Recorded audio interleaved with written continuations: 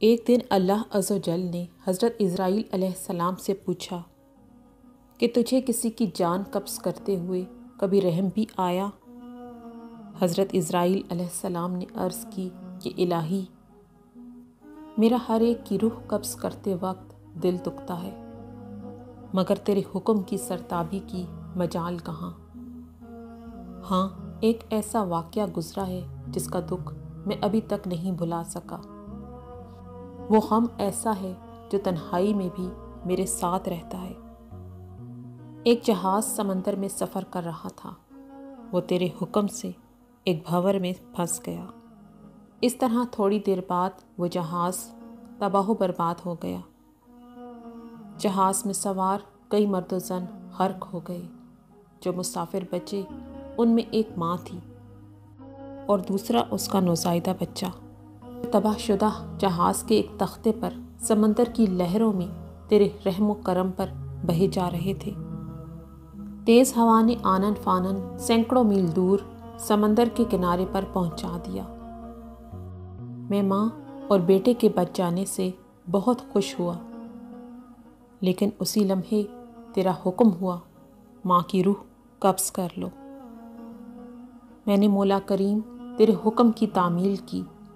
باری تعالیٰ، تو خوب جانتا ہے کہ یہ حکم پا کر میرا کلیجہ کام گیا تھا، اور جب میں نے اس طفل شیرخوار کو ماں سے الگ کیا تو مجھے کس قدر تکلیف پہنچی تھی۔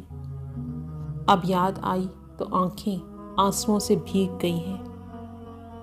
پھر حکم الہی ہوا۔ کیا تجھے پتہ ہے کہ بعد میں وہ بچہ کہاں اور کس طرح پرورش پاتا رہا؟ اسرائیل علیہ السلام نے عرض کیا، اللہ تعالیٰ عالم الغیب ہے، ظاہر اور باطن اسی پر عیاں ہے۔ اللہ عز و جل نے فرمایا، ہم نے موج سمندر کو حکم دیا کہ اس لاوارث بچے کو اٹھا کر ساحل پر ڈال دے۔ ساحل کے قریب ایک سرسبز و شاداب جزیرہ تھا۔ ہم نے پھولوں کو حکم دیا کہ بچے کے نیچے سیج بچھا دیں۔ سورج سے کہا، اپنی تیز شعاؤں سے بچے کو محفوظ رکھنا۔ بادل کو کہا، بچے سے ذرا فاصلے پر برسے۔ درختوں کی شاخیں خود بخود جھک کر پھل اور ان کا رس اس کے منہ میں ڈال دیتی تھی۔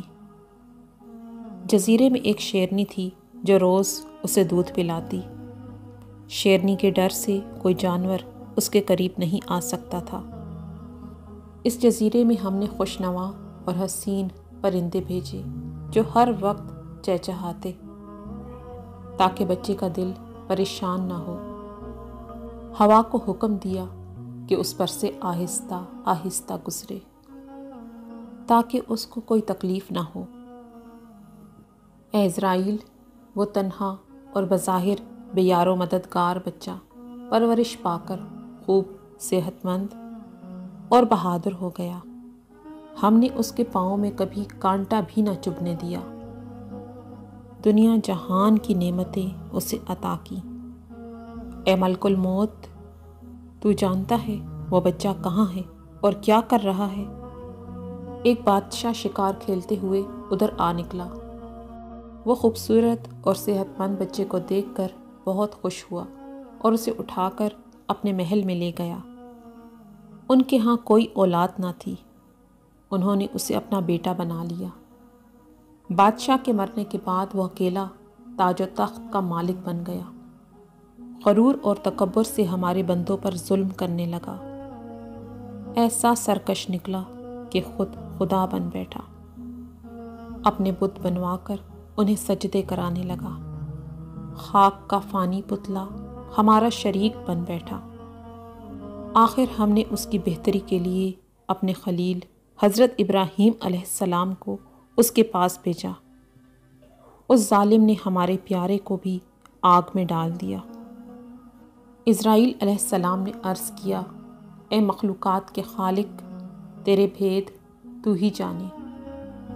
میں اس سرکش بچے کی حالت سے بے خبر ہونے کی وجہ سے دل میں خیال اور ملال لاتا رہا۔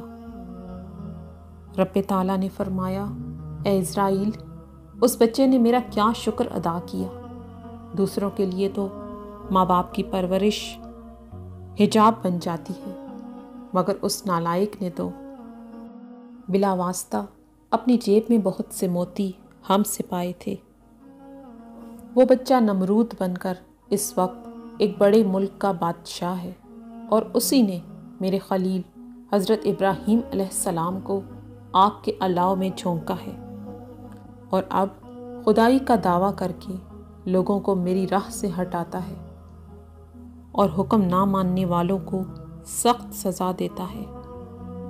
اے خدا کے بندے، تو اپنی اصلاح کر لے، زنجیر کتے کی گردن سے مت بحال کر، یعنی نفس کو قید و بند میں رکھ۔ نفس یقیناً ایک خونی درندے کی مانند ہے، اگر یہ احسان فراموش ہو جائے تو مثل نمرود بن جاتا ہے۔